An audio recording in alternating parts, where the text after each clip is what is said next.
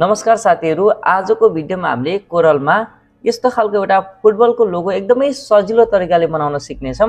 भिडियोलाई अन्तिम सम्म हेर्नु होला। यदि नयाँ हुनुहुन्छ भने च्यानललाई सब्स्क्राइब गर्नु होला। आउनुहोस् भिडियोलाई सुरु गरौँ।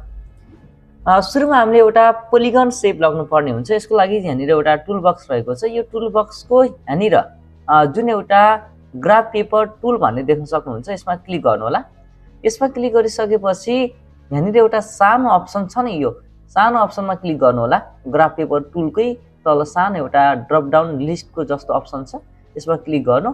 क्लिक गरिसकेपछि यहाँनिर एउटा पोलिगन टुल भन्ने देख्न सक्नुहुन्छ, यसमा क्लिक गर्नु होला। यसमा क्लिक गरिसकेपछि माथि यहाँनिर जुन मैले अहिले माउसले क्लिक गरेको छु यसमा हेर्नु होला, नम्बर अफ पोइन्ट पोलिगन भनेको छ। यसमा हामीले टाइप गर्नुपर्ने हुन्छ कतिवटा कुनाको चाहिन्छ। हामीलाई 6 कुनाको चाहिन्छ, त्यही भएर 6 यसमा टाइप गर्नु होला। टाइप गरिसकेपछि अनि यसलाई यसरी तान्दिनु होला। ठिक्क आकारमा तान्नु होला। हामीले यसको जुन पेज छ पेजलाई हटाइदियौँ। पेजलाई हटाउँछौँ भने हामीलाई काम गर्न एकदमै सहज हुन्छ। भ्यूमा जानु, भ्यूमा गइसकेपछि सोमा जानु होला। सोमा गइसकेपछि पेज बोर्डरमा क्लिक गर्नु अनि यो बोर्डर हटेर जान्छ। अब यसलाई एक्टिभ गर्नु। एक्टिभ गरिसकेपछि कन्ट्रोल डी गर्नु होला। कन्ट्रोल डी गर्दा डुप्लिकेट हुन्छ। यसरी यसलाई मिलाउनु होला। फेरि कन्ट्रोल डी गर्दै जानु, यसको सिधा यसरी मिलेर आउनेछ। अब यति भइसकेपछि सबैलाई एकैचोटि सिलेक्ट गर्नु। सिलेक्ट गरिसकेपछि फेरि कन्ट्रोलसँग डी गर्नु होला। यसलाई यो भन्दा तल यसरी मिलाएर राख्दिनु होला। मैले यसरी राखिदिएँ। अब त्यसपछि हामीले कलर राख्नु पर्ने हुन्छ। कलर राख्नुको लागि चाहिँ सबैमा राख्ने हैन, हामीले सेकेन्ड लाइनको पहिलोमा क्लिक गर्नु होला। त्यसपछि एउटा छोडेर यहाँनिर देख्न सक्नुहुन्छ, मैले यसमा क्लिक गरेँ, त्यसपछि शिफ्टसँग यसमा क्लिक गरेँ, यसमा र यसमा। त्यसपछि यसलाई छोडेर फेरि यसमा तल माथि यसरी गर्दै जानु होला यसरी।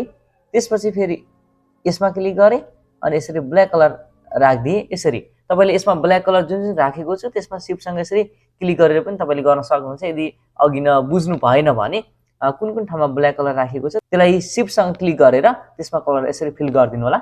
अब यति भइसकेपछि दुईटैलाई सिलेक्ट गर्नु। दुईटै भन्नाले जति पनि छन् नि दुईटैलाई भन्नाले जुन हाम्रो पहिला बनाएको र पछि बनाएको जुन लाइन छ दुईटैलाई सिलेक्ट गर्नु। यसरी सिलेक्ट गरिसकेपछि कन्ट्रोलसँग डी गर्नु होला, डुप्लिकेट हुन्छ। यसलाई यसको तल लगेर यसरी मिलाउनु होला। त्यसपछि कन्ट्रोल डी गर्दै जानुस्। कन्ट्रोल डी गर्नु होला। यसरी कन्ट्रोल डी गर्दै जानु होला। ल यति भयो, हामीलाई पुग्छ। अब त्यसपछि यसलाई हामीले ग्रुप गर्नुपर्ने हुन्छ। ग्रुप गर्नको लागि यसरी सबैलाई एकैचोटि सिलेक्ट गर्नु। सिलेक्ट गरिसकेपछि कन्ट्रोलसँग जी बटन दाब्नु होला।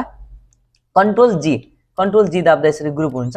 अब ग्रुप भइसकेपछि हामीले एउटा यो भन्दा माथि ओभल शेप लाग्नु पर्ने हुन्छ। यसरी ओभलमा क्लिक गर्नु। ओभलमा क्लिक गरिसकेपछि यसरी कन्ट्रोलसँग तान्नु होला।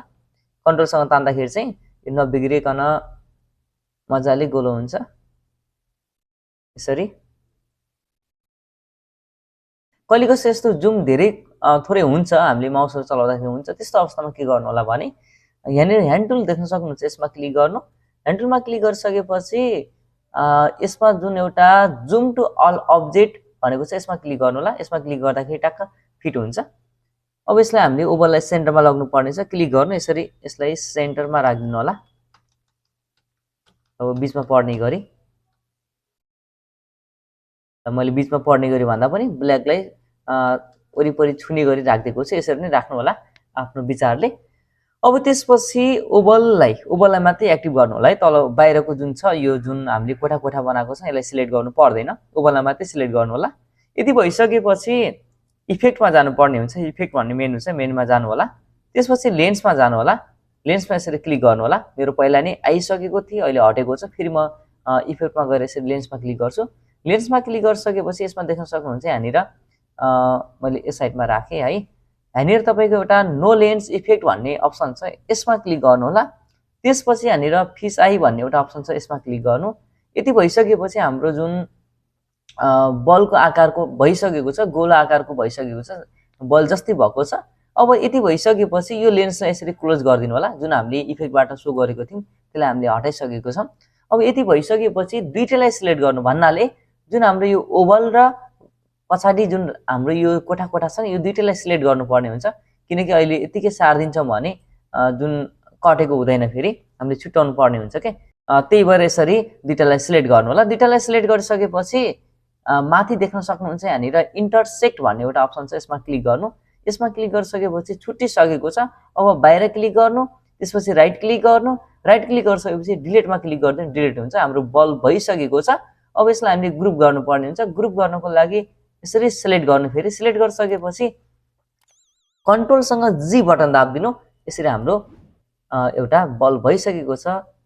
यस्तै कम्प्युटर सम्बन्धी नलेजको लागि च्यानललाई सब्स्क्राइब गर्नुहोला। धन्यवाद।